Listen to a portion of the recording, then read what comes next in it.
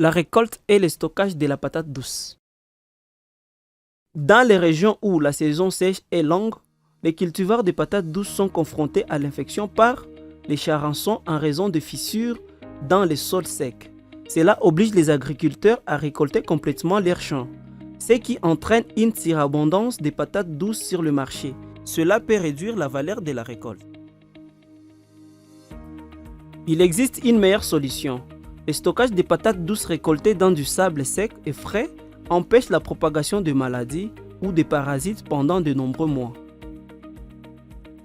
Dans cette vidéo, nous vous montrons comment récolter et conserver les racines fraîches des patates douces pendant plusieurs mois sans qu'elles ne pourrissent. Pour commencer, 4 jours avant la récolte, si les pluies ont complètement cessé, coupez les feuillages de vos plants de patates douces en laissant 20 cm de tiges au-dessus du sol, soit environ la longueur d'un pied de femme du talon à l'orteil. Cela permettra de soigner vos racines et de les doter d'une peau protectrice épaisse nécessaire pour une conservation prolongée. Si vous n'avez pas laissé vos patates douces sécher dans les champs avant la récolte, couvrez les tas de racines fraîchement récoltées avec des vignes à l'ombre pendant 3 jours avant le stockage. Les racines doivent être séchées et refroidies avant d'être stockées. Les patates douces s'abîment facilement, surtout pendant la récolte. Manipulez-les avec précaution.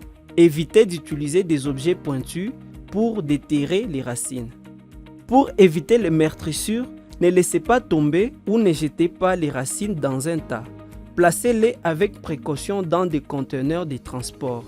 Si les racines sont coupées ou abîmées, elles peuvent facilement être infectées par des maladies et des parasites qui provoquent la pourriture. Ne lavez pas vos patates douces après la récolte. Ne les laissez pas à découvert au soleil. La conservation des patates douces dans un bac à sable à l'intérieur ou dans une fosse étagée à l'extérieur permet de les préserver de la pourriture et du charançon pendant une période pouvant aller jusqu'à 6 mois. Cette méthode est appelée double S, c'est-à-dire stockage dans le sable.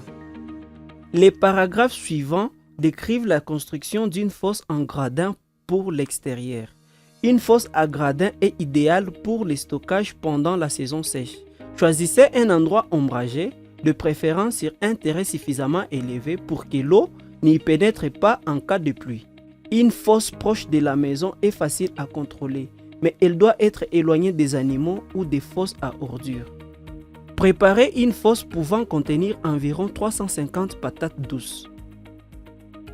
La fosse doit mesurer 150 cm de long sur 60 cm de large. Cette surface correspond à la longueur d'une longue foulée plus la moitié d'une autre longue foulée et à la largeur de 2,5 pieds de femme mis bout à bout. Rassemblez 2 poteaux droits de 100 cm de haut et 6 poteaux de 80 cm de haut, plus 8 poteaux de 2 mètres de long chacun pour le toit, et suffisamment de chambre pour couvrir le toit. Creusez d'abord une fosse de 25 cm de profondeur, ce qui correspond à peu près à la longueur d'un pied de femme du talon à l'orteil. Ensuite, creusez 25 cm de profondeur, soit environ la longueur d'un pied de femme sur 100 cm de largeur, soit environ une longue foulée au fond de votre fosse.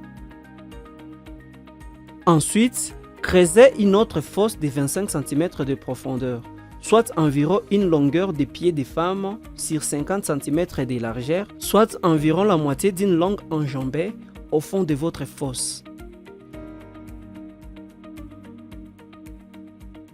Laissez reposer la fosse pendant quelques jours avant d'y ajouter les patates douces, afin que le paroi et le fond sèchent. Construisez un toit incliné d'1 mètre de haut à l'avant et de 80 cm de haut, soit la hauteur de 4 mains écartées à l'arrière de la fosse.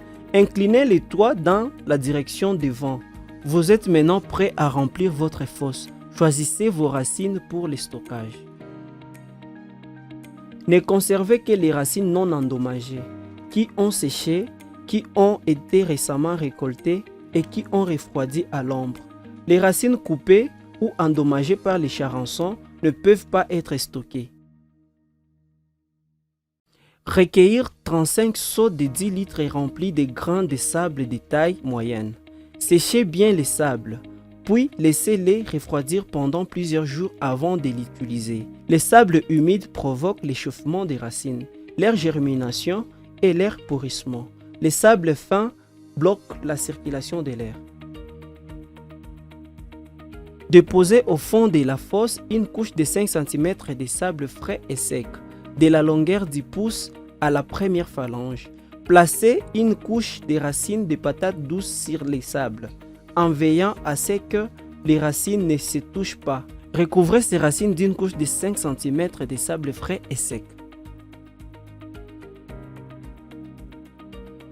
Répétez l'opération avec une autre couche de racines en veillant à ce qu'elles ne se touchent pas, suivie d'une autre couche de sable de 5 cm.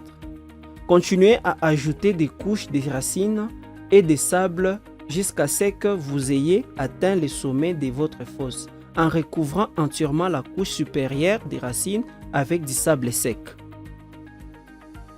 Vous pouvez également construire un bac à sable fait de briques ou de murs de boue séchés, à l'intérieur d'une hutte propre et sèche au toit des chaumes, avec une porte pour empêcher les animaux d'entrer. C'est la meilleure méthode de stockage s'il pleut pendant le mois de stockage.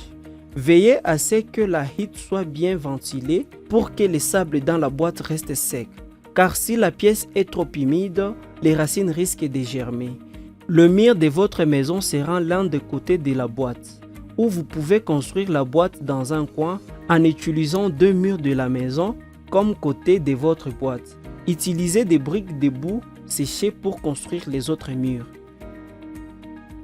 Construisez une boîte d'1 mètre de large, soit environ une grande enjambée, et de 50 cm de long, soit environ la moitié d'une grande enjambée, et de 75 cm de haut, soit environ la longueur de 3 pieds de femme, mesurée du talon à l'orteil.